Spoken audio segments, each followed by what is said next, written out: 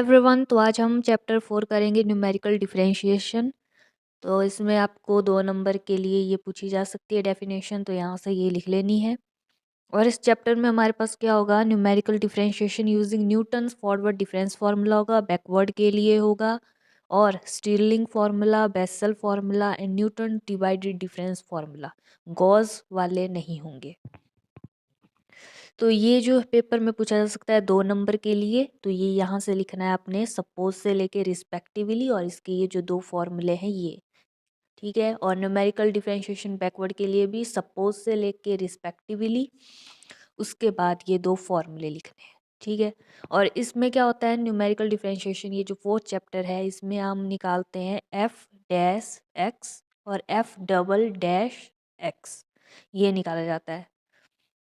बाकी टेबल उसी तरह से होता है। फॉरवर्ड वाला टेबल, अगर ऊपर जैसे वैल्यू पूछी गई है 16 तो नीचे को, बैकवर्ड अगर नीचे से पूछे तो ऊपर को, बाकी सेम रहेगा इस तरह से, और साइन भी इसके सेम रहेंगे, ठीक है। तो इस तरह से बस हमने फॉर्मूले में पुट करनी है, आपको फॉर्मूले याद होने चाहिए और इसमें पुट करनी है वैल्यू और हो जाएगा ये आंसर। और इस तरह से देखो क्वेश्चन पूछे गए, डिफरेंस है यूनिट 3 जो मतलब चैप्टर है आपका, चैप्टर 3 और चैप्टर 4 में काफ़ी डिफरेंस है।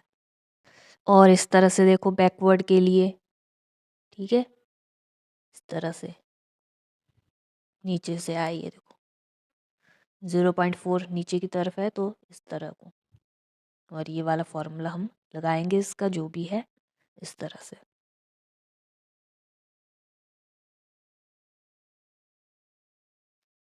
तो जो हमारा चैप्टर 4 होता है, इसमें हमारे पास एफ डैश एक्स वाले क्वेश्चन होते हैं। फिर स्टिलिंग फार्मूला है, इसका फॉर्मूला ये है,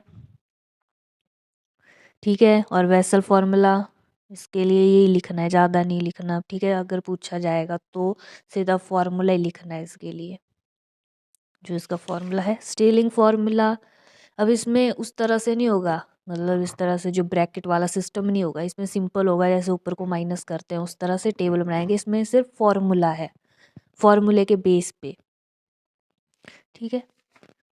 जैसे बेसल फार्मूला है, सिर्फ फार्मूला, बाकी टेबल उसी तरह से बनाएंगे हम, कोई मतलब साइन में चेंज नहीं है, सिर्फ फॉर्मूले के बेस के ऊपर है, कोई मतलब ब्रैकेट वाला सिस्टम भी नहीं है, जस्ट सिंपल निकालना है हमने ऊपर को माइनस करके,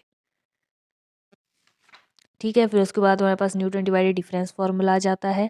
तो ये पूरा ही आपने पढ़ लेना है ये सारा, ठीक है। ये एक्सप्लेन करने के लिए पूछा जाता है पेपर में, तो इसको यहाँ से ये सारा पढ़ना है। और इसके क्वेश्चन इस तरह से है। और इसमें क्या होता है, डिफरेंस क्या है कि इन क्वेश्चन में क्या है, हमारे पास एक्स के बीच में स्पेसिंग होती है और इसमें नहीं होती। और जो पिछला वाला चैप्टर 3 था, न्यूटन डिवाइडेड वाला, सिंपल वाला, मतलब न्यूमेरिकल डिफरेंशिएशन के साथ ये वाला चैप्टर है, उसमें नहीं था। तो उसमें भी जो थे हमारे पास, क्या करते थे हम, दो दो वैल्यूज को माइनस करते थे, इसमें भी उस तरह से ही है। लेकिन उसमें ऐसा था कि उसमें भी स्पेसिंग नहीं थी और इसमें भी स्पेसिंग नहीं है। लेकिन इसमें क्या है कि एफ डैश एक्स है और वो सिंपल एफ एक्स है, ठीक है। और इस तरह से ये क्वेश्चन की आपने प्रैक्टिस करनी है, तभी आएंगी।